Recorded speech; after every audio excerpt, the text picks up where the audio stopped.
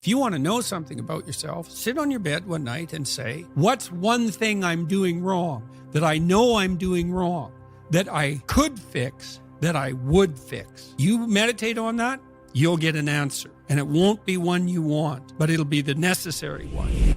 When you're trapped, some of it's your own inadequacy. What you can do to begin with is every bloody thing you possibly can do to put yourself in the most virtuous and powerful negotiating position possible.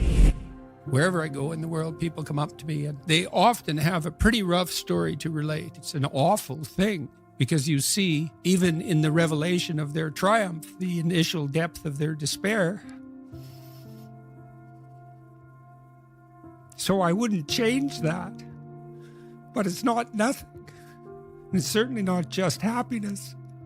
It's better than happiness, but it's almost unbearable.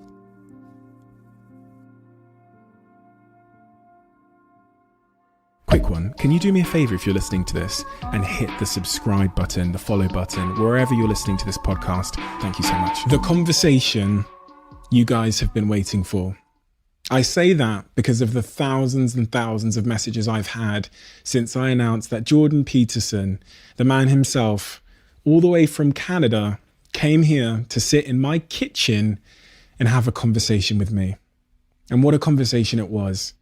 One of the most moving moments in the history of this podcast takes place in this conversation.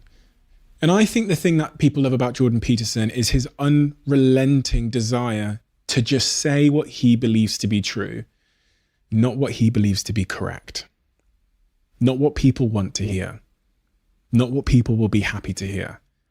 And it's because of that, it's because of his pursuit of truth, that he's managed to change millions and millions and millions of people's lives. That is absolutely no understatement. So without further ado, I'm Stephen Bartlett, and this is the Diary of a CEO. I hope nobody's listening, but if you are, then please keep this to yourself.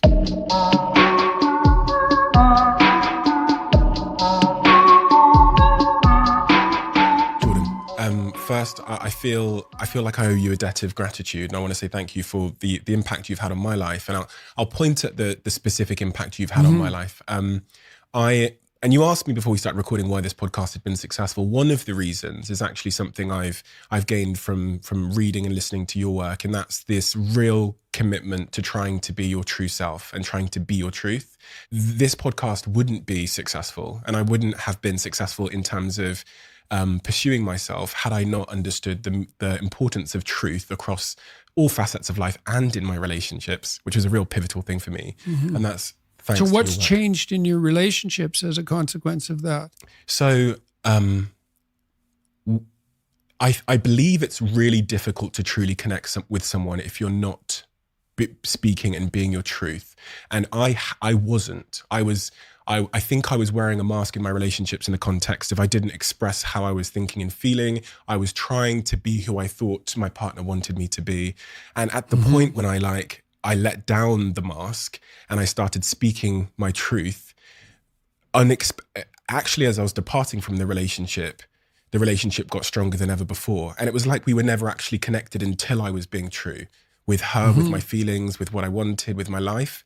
And since then, I would categorize my relationship as being the strongest thing I've ever seen in terms of a romantic connection with someone. And so when you were starting to talk in your relationship in a more truthful manner, what did that mean that you had to admit? I mean, you just said that part of it was a disconnect between who you were trying to be and who you really were. So that's a persona issue, right? So you think maybe, and everyone has this proclivity to some degree, as they're deeply self-conscious and uncertain.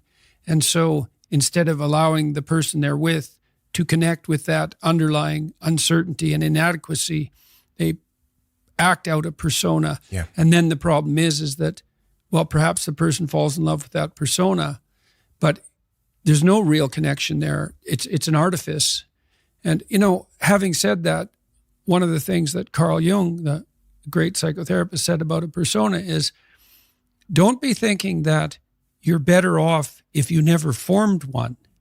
So for Jung, it was a voyage from, say, undifferentiated self in infancy and so forth, through persona to authenticity. because you have to act out your ideals to some degree, right? And you also have to formulate a avatar of yourself in some sense that's a mediator between you and other people in casual social encounters. Like, you don't want to walk into the bank and have the teller tell you about his or her day when you say, "How are you doing?" Right? I mean, now and then that can happen, but generally it's too much intimacy too quickly. And so you need this functional shell. But the problem arises when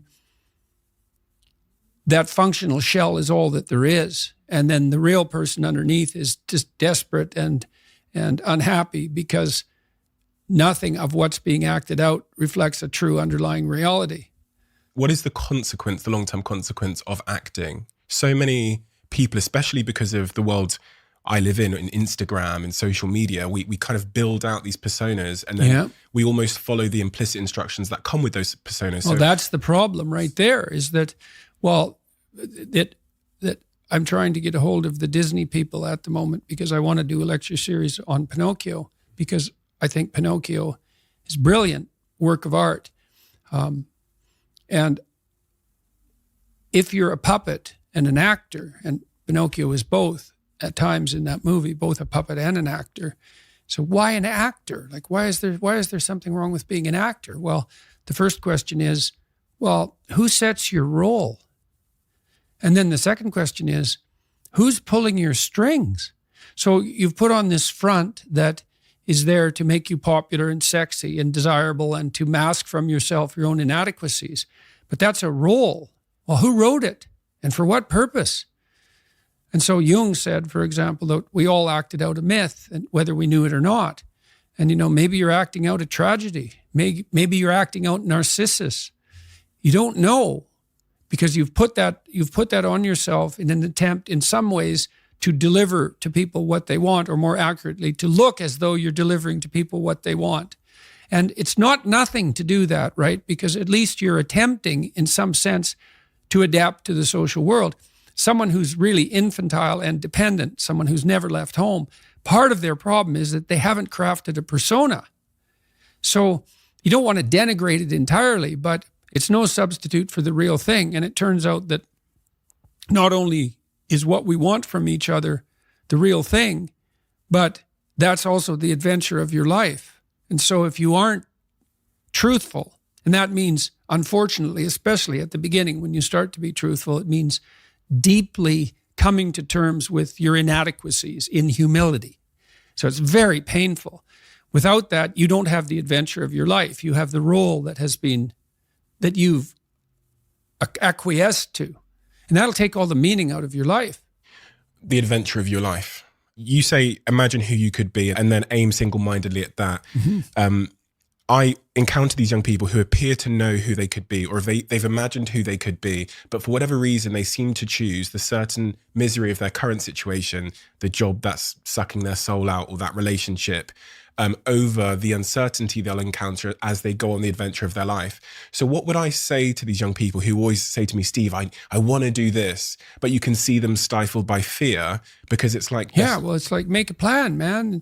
So when I was doing my clinical work, which I did a lot of career work with my clients, both at a beginner level, I would say, like really a beginner level, with people who had no employment whatsoever, no history of employment, who were undereducated and who lacked every skill you could possibly imagine. So these were people who were really in dire straits, up to people who were operating at the top of their profession, but who could still strategize forward. And so, for example, let's say you're at a dead end in your job.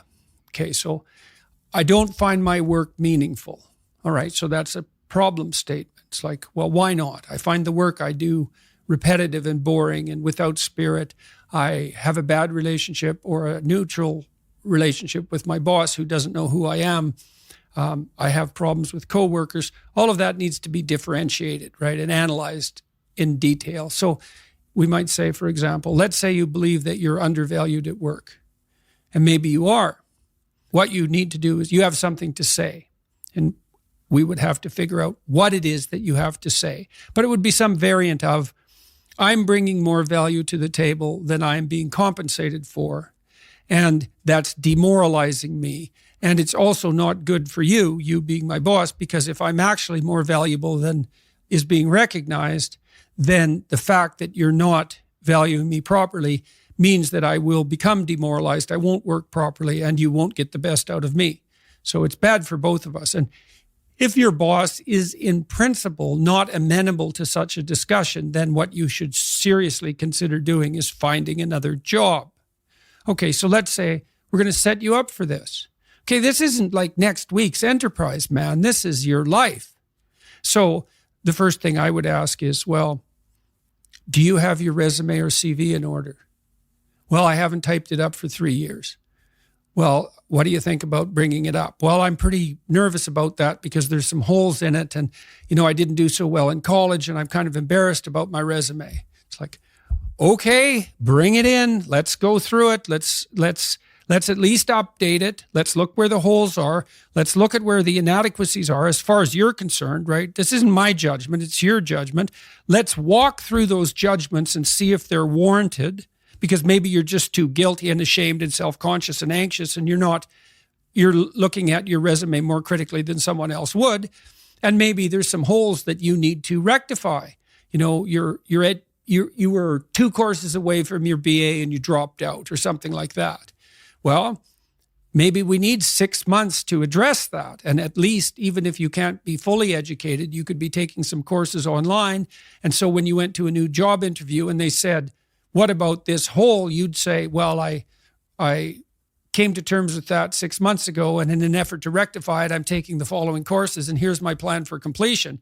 That's a really good answer. And anyone with any sense who's interviewing will accept that as an indication that although you're not perfect, and who is, that you have a good plan and that you've thought it through. Like, that's the kind of answer that in all likelihood will cement your candidacy for the position. Okay, so now you're going to go to your boss.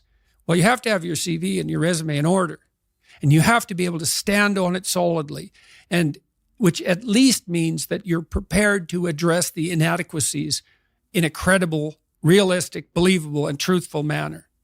All right, now what you do is apply for like 10 jobs. You don't have to take them, but maybe you have to go to an interview or 2 or 3 or 4, and maybe there's a bunch of opportunities out there for you that you didn't even know about. And maybe someone offers you a job. And so now you can go to your boss and say, here's the situation I'm in here at work. Here's my evaluation of the problems in relationship to me. Here's what I could do for you if you gave me a 40% raise and the opportunity to progress, but I'd like to see a plan for that. And I've been looking for other opportunities before conducting this discussion, and I have some. Well, then, if your boss treats you with contempt at that point and doesn't listen, then perhaps he or she is a little more narcissistic than might be optimal, and it's time to find a new job. But this isn't something you do trivially. And so when you're doubtful, say you're trapped, you ask yourself, well, why am I trapped? And that's a hard question, right? Because some of it's your own inadequacy, a lot of it. And all of the part of it that you can deal with is your own inadequacy.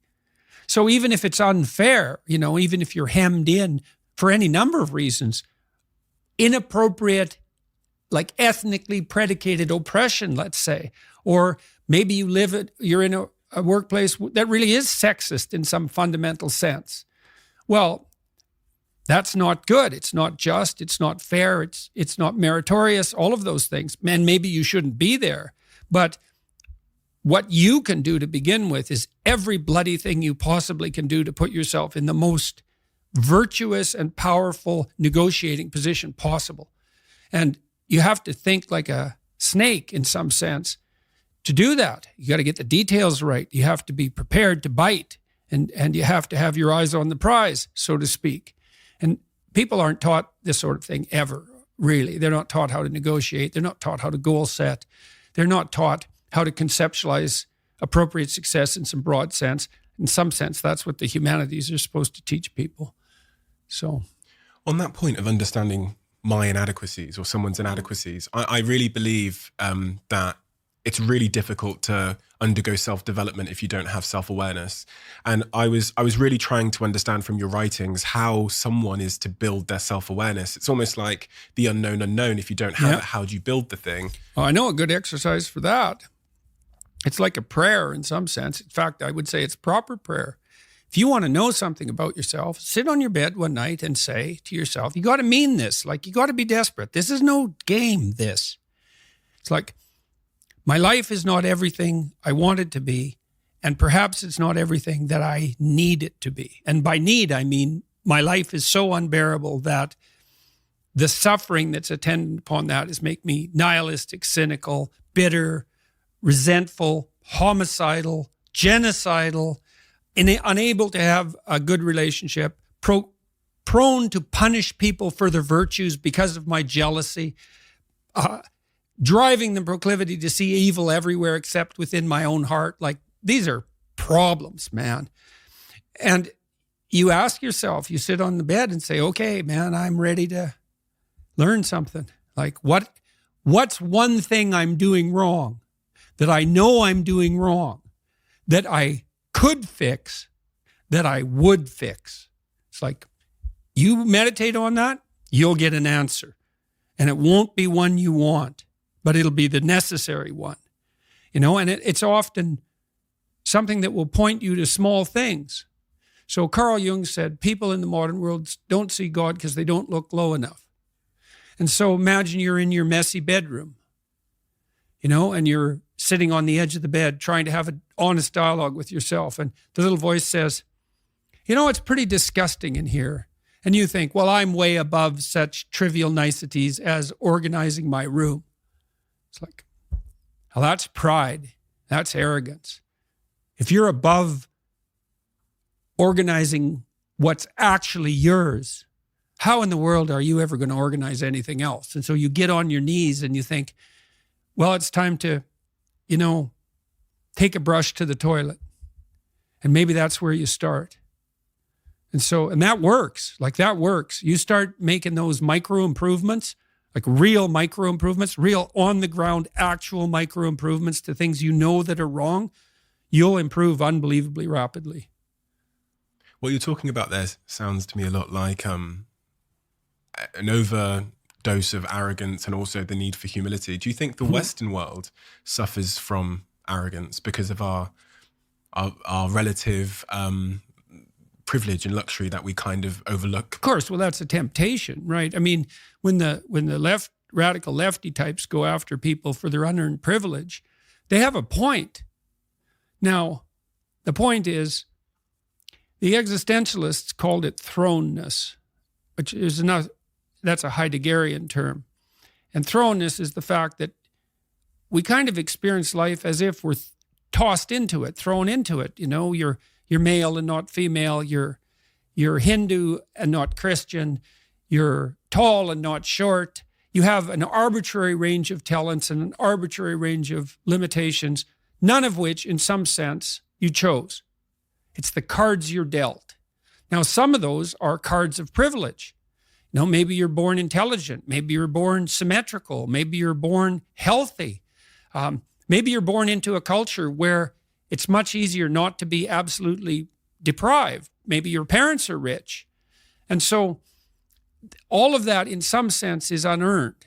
Now, along with that comes a good dose of existential guilt, because at the same time, and this is true for anyone, regardless of their cultural background, the ground we walk on is soaked in the blood of historical atrocity. And so that's on you, because, people think, well, who's the Nazi? Well, it's the fascist, or who's the radical communist? It's the radical left-wing ideologue. And the fundamental truth of the matter is that's best dealt with as a spiritual matter, is the adversary is within, really, most profoundly. And so you have to take the responsibility for that historical atrocity onto yourself. I was talking to Guy Ritchie this week about his movie King Arthur. It's quite an interesting movie in many ways. And when Arthur, who could be the hero, takes the sword, he's so overcome by visions of his murderous uncle that he can't pick up the weapon. Well, think about that. Now, you have weapons at your disposal, but they've been used by your murderous uncle. How dare you wield them? And the answer is, maybe it's easy just to leave the sword on the ground because you do want to be responsible for atrocities going forward, and don't think you couldn't be, and don't think you might not enjoy it. And so the way you pay for your privilege is with your virtue. I mean that most particularly. You have these opportunities and this existential guilt. And the way you expiate that and atone is by doing your best to live the best possible life you can manage, to speak the truth, to treat people with respect, to abide by the principles of the dignity of the individual, and to put your house in order. And that's how you pay for your unearned privilege. All of us. And we all have our privileges and our curses, you know. All of us have that. That's why it's not useful to be envious of people. You know, you're a young man, you see someone drive by in a Ferrari with a blonde, and you think, my God, he's got everything. And, you know, the woman in the car is a prostitute who's got a cocaine addiction, and her life is just one catastrophe after another. And he's had to lie and cheat his way into this position, and he's afraid that everything's going to come crashing down on him. And that's what you're jealous of. And it's just not that profound. You don't want someone else's fate. Man, your fate's enough, and your adventure's enough. It's plenty. It's more than you can ever fully realize. And so that's also part of the reason that we all believe that the individual has some intrinsic dignity. It's don't be so sure that your position and your room is so damn trivial. It might be your attitude towards it that's trivial. And if you're in dire straits and dire circumstances, just look at how much opportunity you have to make things better. So, not that it's easy. You don't even want it to be easy. No, so.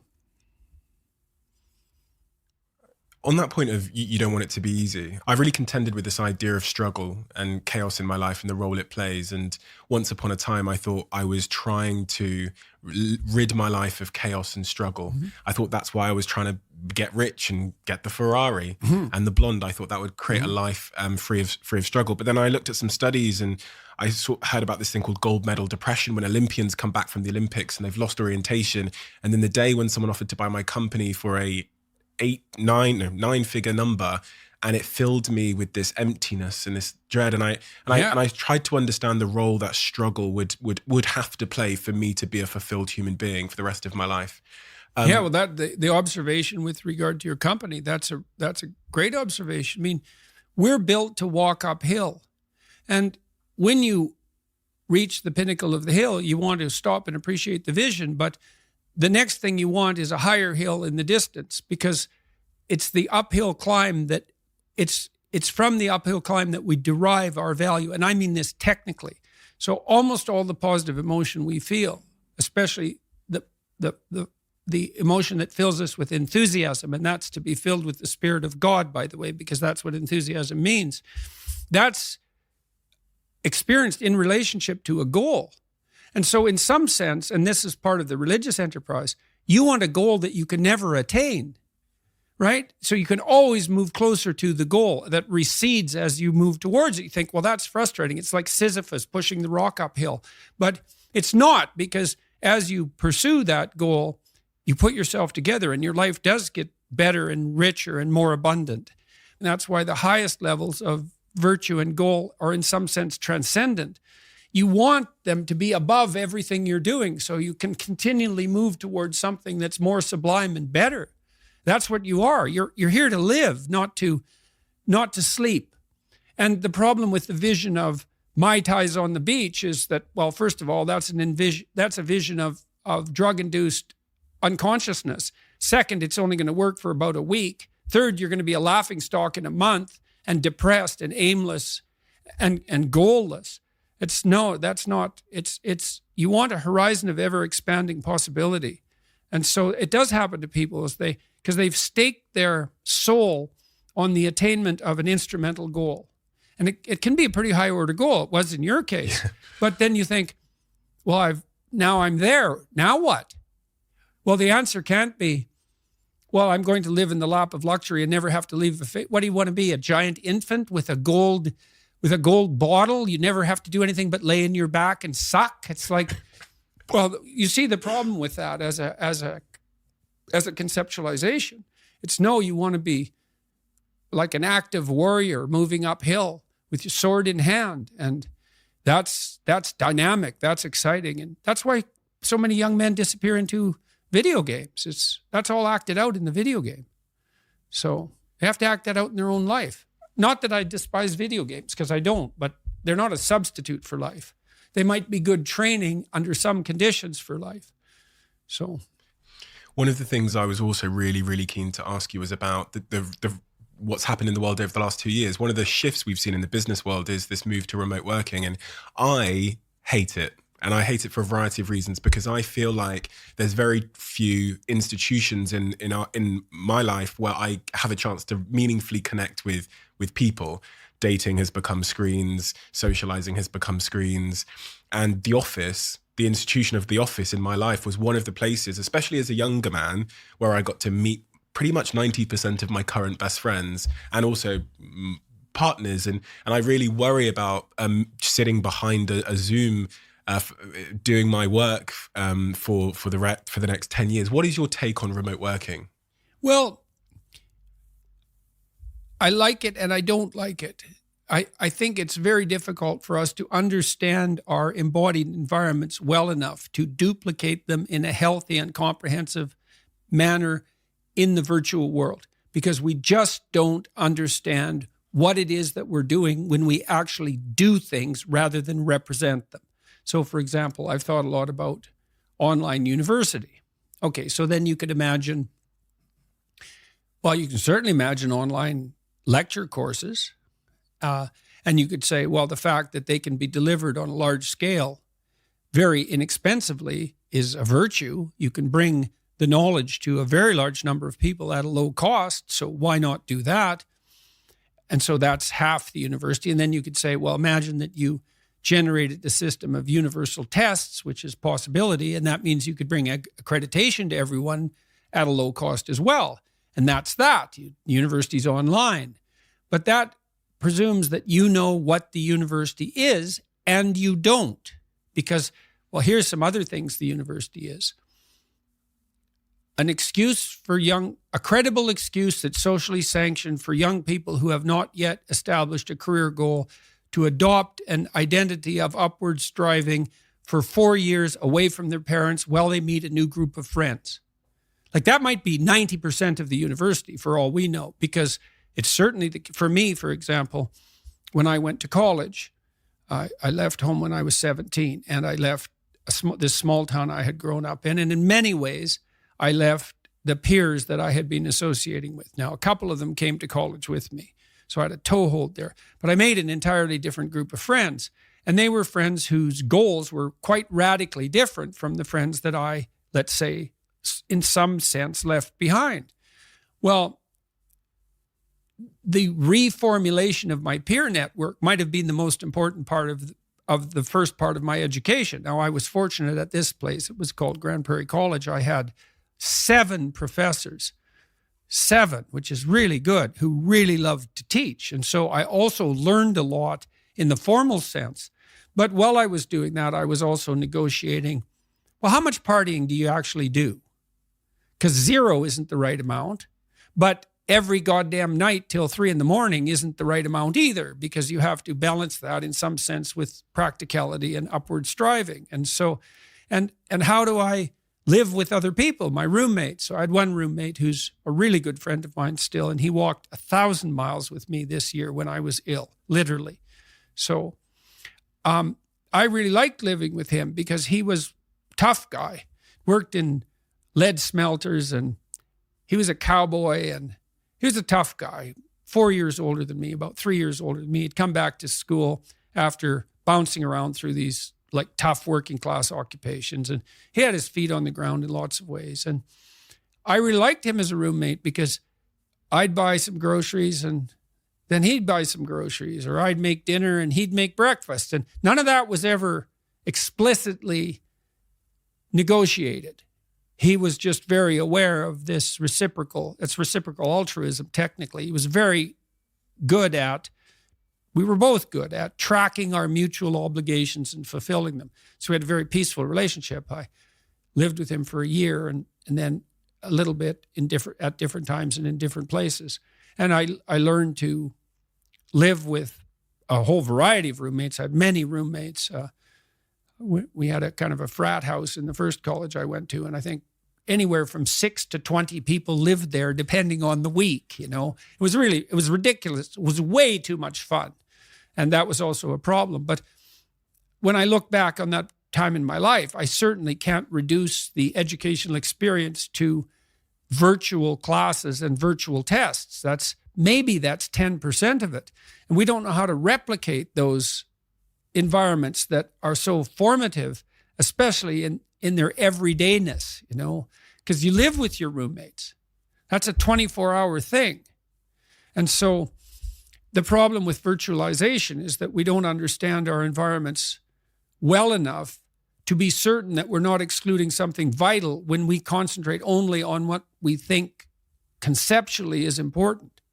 Now, I meet with my son pretty regularly for a project we're working on, which is an app that will teach people to write while they write and use it. So we're quite excited about this. But I meet with him virtually once a week. And it's actually very efficient. He's on the screen. We can see our project in front of us. We can do mutual editing of some of the underlying material, educational material. There's a real place for it. And I have a cottage up north in Toronto where we've set up a studio like your studio here, although ours isn't quite as impressive. But I can have an interview and discussion with anyone, anywhere in the world, even in a foreign language. And that's like unbelievably remarkable. But that doesn't mean that we know how to virtualize reality or that we should flee into it, right? And these new technologies, they're unbelievably radical and they're very hard to master. And so we all have to be careful and try to keep our feet on the ground to some degree when we're using them. So for example, now, I've really only figured this out in the last 3 months. I get up and I do a series of exercises that my wife taught me that are based in the Kundalini yoga tradition. That's real helpful. Flexibility and breathing exercises. That reduces my anxiety during the day, I would say about 25%. And then I try to reserve some time either for writing or I'm working on a number of artistic projects. And so I'm going to do one or those for a couple hours in the morning and then maybe a walk or something with my wife and breakfast. I have breakfast during all this. And then I can turn to the sort of connected world, email and the podcasts and so forth. And so there's this balance between privacy, introverted privacy, let's say, and disconnect from everyone except for my wife, and then contemplated reconnection with the virtual world. That seems to be working out pretty well. And you want to get a balance of that that's actually, to use a terrible cliche, sustainable, right? So you want to hit your projects hard, but you have to leave in that, not with entertainment, but with culture, because those are not the same thing. Entertainment is an approximation to culture. And you need to leave in that with culture. That's beauty and drama and art and all of that. And then with intimate relationships and friendships. And, well, it's very difficult to get the balance of all that correct. And it's very difficult to do that virtually. So, but I certainly wouldn't forego the technology, and neither would the rest of us. It's like people complain about their phones, but they carry them with them everywhere they go. And I'm not cynical about that. The phone, it's not a phone. God only knows what it is. But it's definitely not a phone. And so it's not surprising that since it just appeared and it's so insanely powerful that we don't know what to do with it, and that might even wreck everything. Like God only knows. Twitter itself could bring civilization to a halt. We don't know how to manage the unintended consequences of our technological prowess. And that's exactly it.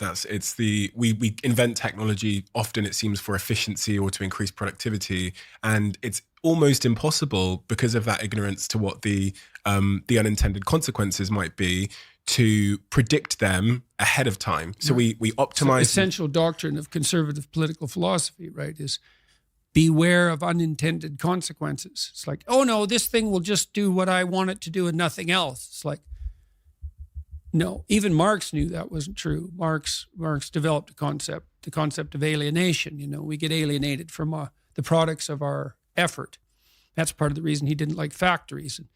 And fair enough, because factory work, which is repetitive, in some sense destroys our artisanal relationship with what we produce.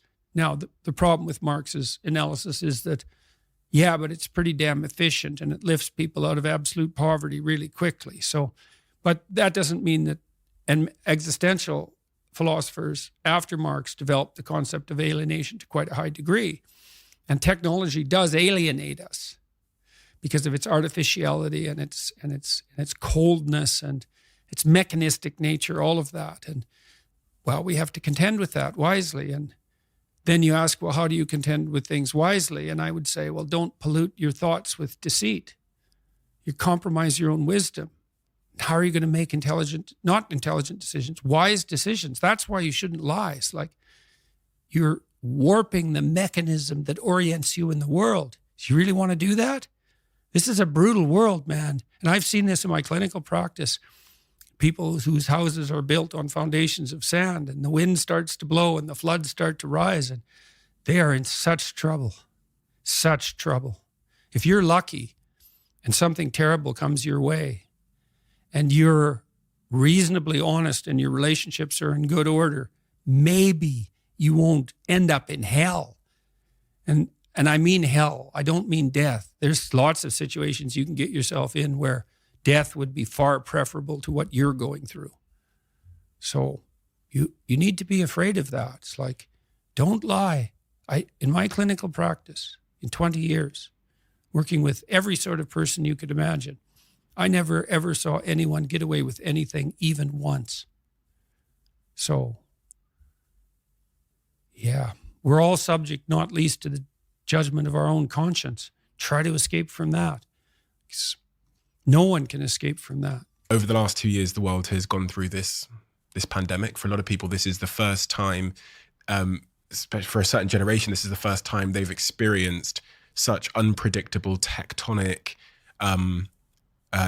destabilization in their lives. Like I didn't even believe society was something that could close. I didn't believe I didn't even know there was tectonic plates under my business that could shut down my business, right? And also over the last 2 years, you've undergone some really, I don't even know what the right adjective is to use to Tectonic's not bad. We'll go with tectonic then. Sure. Tectonic, unfortunate challenges, I'll say, in your life, but also, with your family. What are the lessons we learn from the pandemic and from that type of tectonic suffering about what actually matters in our lives? Well, we'll see with regard to the pandemic, because although in some sense it is in some ways over, our reaction to it is by no means over. And part of the reason that we overreacted, I would say, so precipitously to it is that we were unprepared for such things in our naivety. And then we rushed to imitate a totalitarian society in the immediate aftermath of the pandemic emergence. And that's something that everybody should think about a lot. And we're not done with all that totalitarian nonsense yet. A lot of that's driven by, fear and naivety. I mean, 50% of Democrats in the United States believe you have a 50% chance of being hospitalized with COVID, and 25% of Republicans believe the same thing. And you can point a finger at people and laugh at their ignorance, but you should really ask, why is this overestimate of that magnitude, and what does that mean in relationship to policy? And I've had conversations with people advising at the highest level of government, particularly in Canada, who've told me flat out, and they're very reliable sources, that none of the COVID policy for the last year was driven by reliance on science. It's all opinion poll. And that's really pernicious because, who's asking the questions, and how did they set up the answer, and who's answering, and in what emotional state? And so to what degree are we led by considerations of short-term propitiation of unwarranted fear. Well, that's no way for free people to live. It certainly won't work in the long run. We're already seeing tremendous supply chain disruptions and likely the emergence of an inflationary pressure that we haven't experienced since the 1970s in the aftermath of the oil shocks. And none of that has sorted itself out yet. I believe that we will conclude that our response to the pandemic caused more death and misery than the pandemic itself. And we have no end game in sight. Another thing I asked the people that I was speaking with is like, well, when is this over? Well, we don't know. Well, what would over look like? Well, we don't really know. And now what you see is this insistence on about a monthly basis that a new and radically different variant has emerged. And this viruses mutate all the time, but this virus particularly mutates. And there are small mutations and medium-sized mutations, numbers, let's say, and also effect and larger scale mutations. When is that a variant? Well, how about whenever it's convenient for the pharmaceutical companies? You think, well, that's cynical. Is it now? The biggest lawsuits in the history of the American judicial system have been levied against the largest pharmaceutical companies on a regular basis for the last 20 years. And since when has it been a proposition of the political left that pharmaceutical companies necessarily have our best interests in mind? Now, I'm not particularly cynical about pharmaceutical companies. I think they have a hard job, both in terms of research and development and marketing and sales. And they're going to do what they can to market and sell. But that doesn't mean that they are now to be the arbiters of all public policy, because our politicians are too cowardly and incompetent to do anything but devolve their responsibilities to so-called experts, domain experts. Politics is not public health. That's medicine. Politics is the art of analyzing the entire situation and charting a course forward, all things considered. And for politicians to trot out the experts and say, follow the science, just means that they've abdicated their own responsibilities. And I think it's appalling. I mean, I'm not convinced that the evidence that masks work is scientifically credible. It's certainly at least doubtful. And that's just masks. I read a paper the other day suggesting that to prevent the transmission of one case of COVID, you have to lock down 1,000 people. Like, how is that justifiable? Especially given that the mortality rate of COVID is actually quite low, unless you have a pre-existent health problem, particularly obesity, and although old age also qualifies, as it does for most diseases, but not all. And with regards to, let's say, the issue of child vaccination, it's like children have an unbelievably tiny chance of dying from COVID. I don't think there's any scientific justification for immunizing children under 12. Now, at least it's debatable, and I'm not a domain expert, although I'm a decent scientist and I know how to read the research material. And so, well, we'll see what we have to learn from these tectonic shifts underneath. And, you might ask yourself, well, was that a tectonic shift in dire physical necessity because the COVID virus was genuinely so dangerous, or was it an indication tectonically of our absolute inadequacy in the face of even a moderate existential challenge?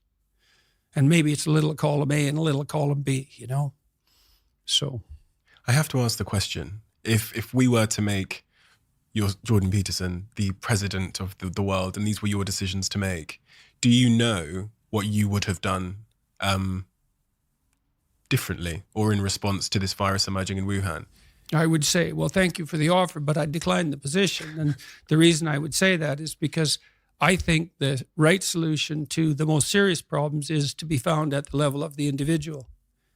So I don't think, if I wanted to pursue what I regarded as the ultimate goal, the ultimate goal for me is the encouragement of the individual.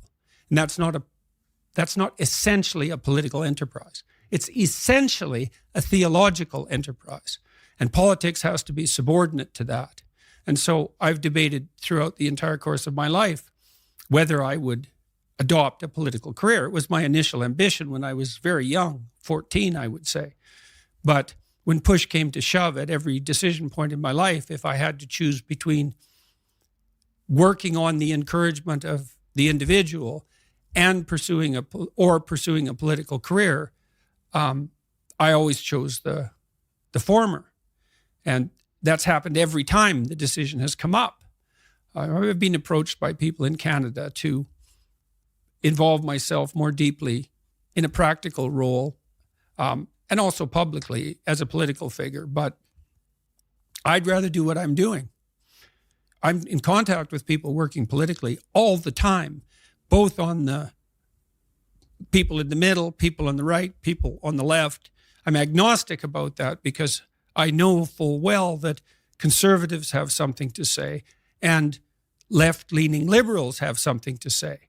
That's basically predicated to some degree on their temperament. So conservatives tend to be more conscientious. So that's orderly and industrious, dutiful, patriotic, willing to make and keep verbal contracts, reliable, capable of implementation at the level of detail.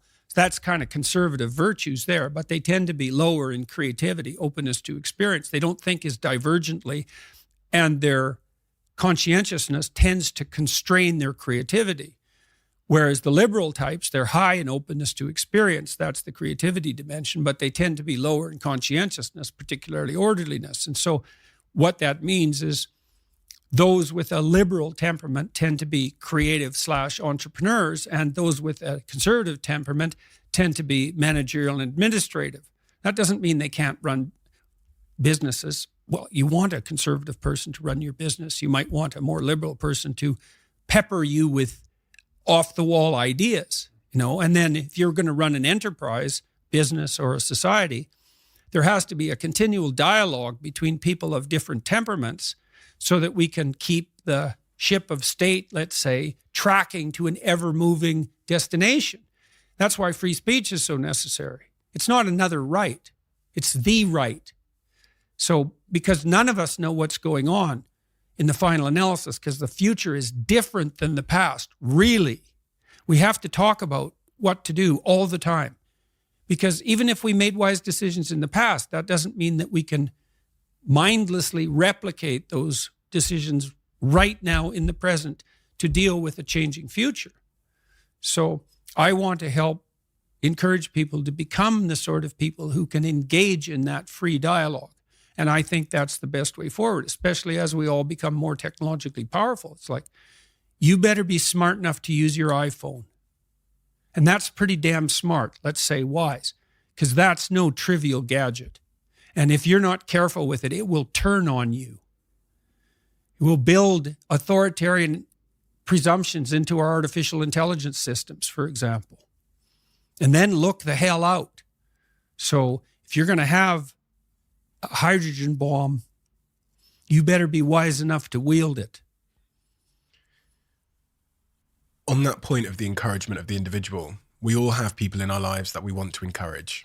We hope. Yeah, we hope, right? And we sometimes fall foul of trying to force our own bias, our own intention for them, on them. What is the best way? If I've got a friend in my life or a partner that I want to encourage to come out of their place of despair into a better place, how do I effectively do that without overpowering them or stifling them or making them feel inadequate, which is sometimes the consequence of trying to change someone you love? Well, example's good. But then I would say disabuse yourself of the notion that you know what is best for this person. You don't, not only do you not know, you actually don't want that responsibility for two reasons. Let's say they do what you say and something good happens to them. Well, whose victory is that? Yours or theirs? And if it's yours, did you just steal it? And then let's say they fail following your advice. Well, they pay the price for that. And you can skip away merrily and say, well, I should have spoke more carefully. It's like, you don't mess about with people's destiny. You do not know where they're headed. Now, having said that, you do what you're doing in this interview, in this podcast. You ask people questions, real questions, like, how are you feeling? Oh, I'm not doing so good today. Well, what's up? What's going on? And you can't think, well, I'm going to ask questions to lead this person in a particular direction, because that's the same game, the same instrumental game. You have to see what it is that you want to know. I see this when people ask me questions after my lectures, now and then, or during a Q&A, now and then people get up and they'll ask a real question. It's part of the ongoing dialogue. Something struck them. They stand up. There's something they really want to know. It's an honest question. And that goes real well. But not infrequently, someone stands up with a little prepared speech that's packaged as a question. So I get this from Christian traditionalists fairly frequently.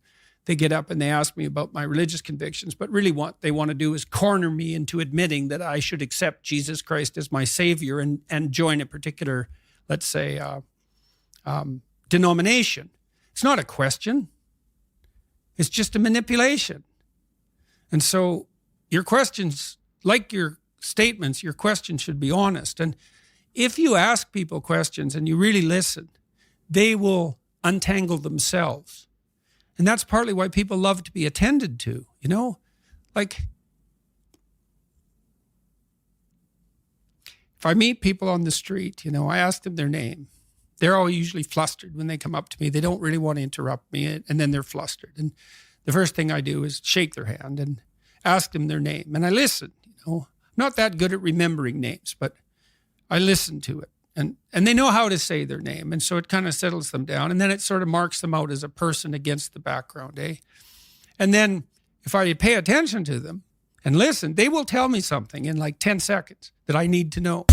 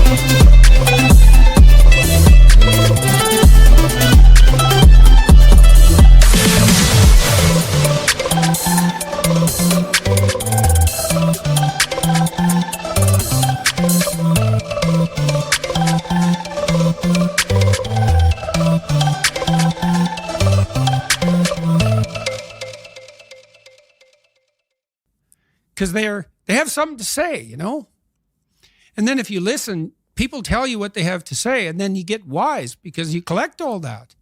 And so you want to help someone. Well, first of all, you would decide that you're aiming towards help, right? And that you do that in the spirit of ignorance. This is what every good clinician learns is, I don't know where you're headed. I don't know what's wrong with you. This is a hard problem, man. It's like, what's your problem? I don't know what your problem is. So let's find that out first. And then let's find out one thing you can ask people. This is actually useful in an argument with someone you love. They're upset with you. What are your preconditions for satisfaction? Now, I wouldn't state it like that. It's like, if I could give you what you wanted right now in the context of this argument, and I wasn't doing it in a manipulative way, what is it that I would have to say or do that would in principle satisfy you? And that's a hard question, And the person might say, well, I think you should apologize about this. And then I will say, what words should I use? And they'll say, well, if you loved me, you'd know. And I would say, no, I'm stupid and ignorant, and I don't know what the right words are to satisfy you. So why don't you give me a hand with that, and I'll utter them inelegantly and awkwardly in a good faith demonstration of my commitment to peace. And that won't be so good because maybe it would have been better if I came up with it myself, but maybe next time I can do slightly better. And that works. It requires the person who's after you to think through the question even of whether there's anything that could be said or done that would satisfy them. And if the answer to that is no, well, probably the relationship is over. But certainly the person that they're accusing has been put in an absolutely impossible position. But usually, almost inevitably, if the person meditates on it for a bit, there is something that would satisfy them that can be negotiated, as long as they're willing to give you the opportunity to do it, stupidly and badly. So, listening, man. Jimmy Carr, I talked to Jimmy Carr 2 weeks ago, the famous comedian. Yeah, it was real interesting. He said comedy is the most dialogical of the entertainment forms. And I thought, well, what do you mean by that? Because you're just, it's a monologue, right? Now, I do monologues, but I pay attention to the audience, right? I'm always talking to individual people in the audience and watching their reactions and listening to the audience as a whole. So even though it's a lecture, let's say, or a talk, I'm watching the audience and responding. So we're in a kind of dance. Well, Carr pointed out that comedians, before they hit the road, and this is virtually invariably the case, they have their new routines. So their corpus of potentially funny jokes. And then they do 200 shows in front of small audiences. And the audience either laughs or doesn't. And if you're listening, you collect all the jokes that people laugh at. If you do that 200 times, you have nothing but hilarious material. But you listened.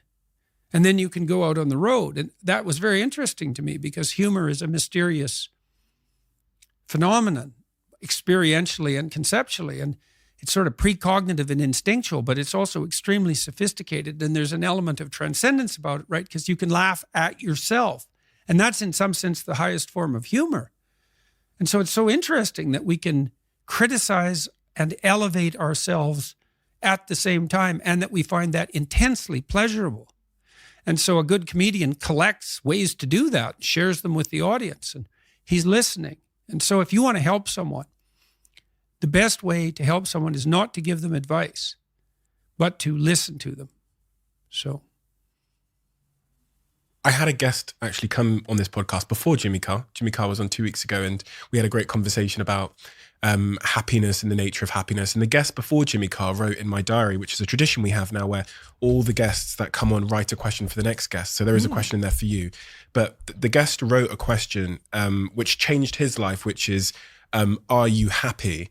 And from reading your work and understanding your position on happiness and it not being the thing to aim for, which really struck me because I thought, I thought life was the North Star of our lives was to try and be happy. Mm-hmm. I guess my question is, I was going to ask you that question. Aim to be good and pray for happiness.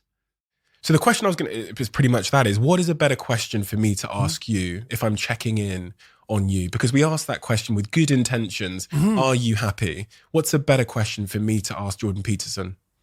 How are you doing? How are you doing? How are you doing?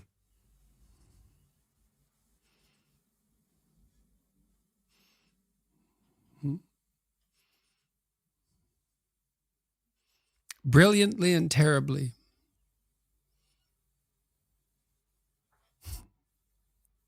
That's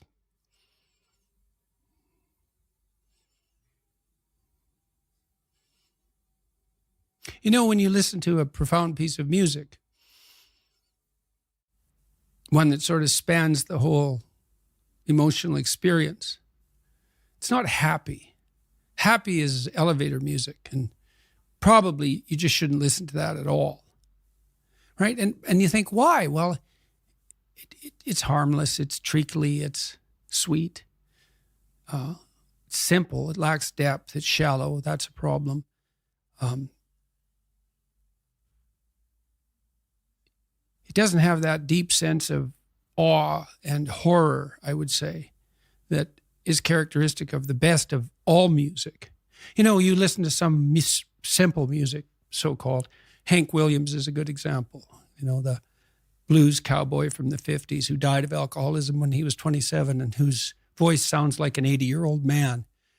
Simple melody, but there's nothing simple in the song and in the voice. It's deep, it's like the blues. It's like black blues in the States from the 20s, and this was certainly influenced by that tradition. There's this admission of a deep suffering at the same time as you get the beautiful transcendence of the music.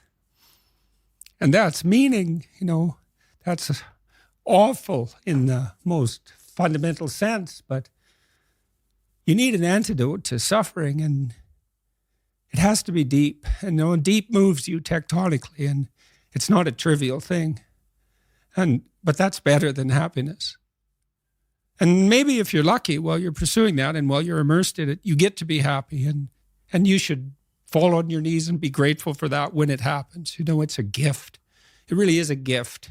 And it comes upon you unexpectedly, your happiness, But you aim to climb uphill to the highest peak you can possibly envision.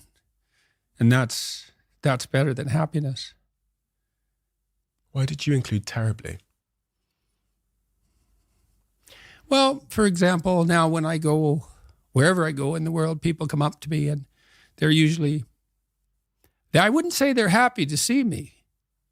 They're often in tears, and they often have a pretty rough story to relate. They were suicidal or nihilistic or homicidal or trapped, desperate, and they tell me that real fast.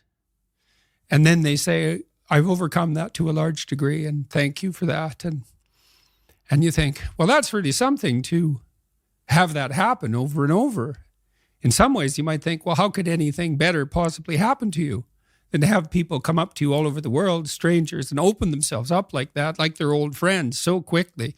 But at the same time, it's an awful thing because you see, even in the revelation of their triumph, the initial depth of their despair.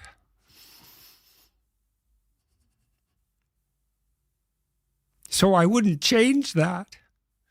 But it's not nothing. And it's certainly not just happiness. It's better than happiness, but it's almost unbearable.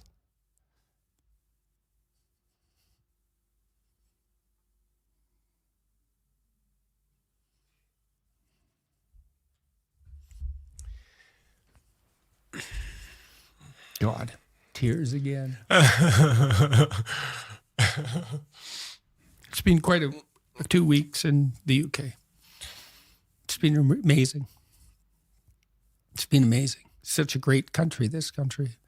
It's such a profound place. And it was so wonderful to see Cambridge and Oxford and to be welcomed by the students. And I saw the queues around the block and the reaction you got. I watched the talk in Cambridge, and it was so wonderful to see because I know that you don't do what you do for credit. That kind of seems to be the antithesis of the pursuing your truth and doing it in the cause of truth. But it was so wonderful to see someone that I know has had such a profound impact on so many be received in such a way.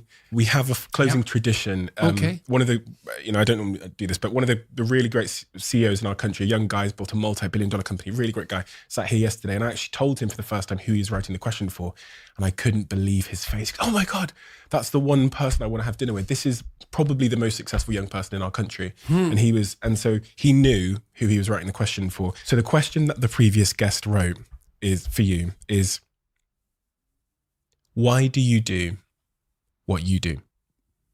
To see what will happen. Some programs you cannot predict, right? You cannot predict how they're going to end.